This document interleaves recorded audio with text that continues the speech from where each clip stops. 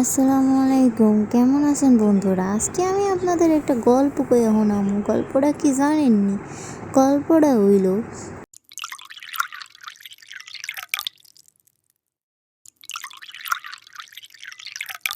কই কি কাম যেন আমরা পারুম না, মহিলারা কও না।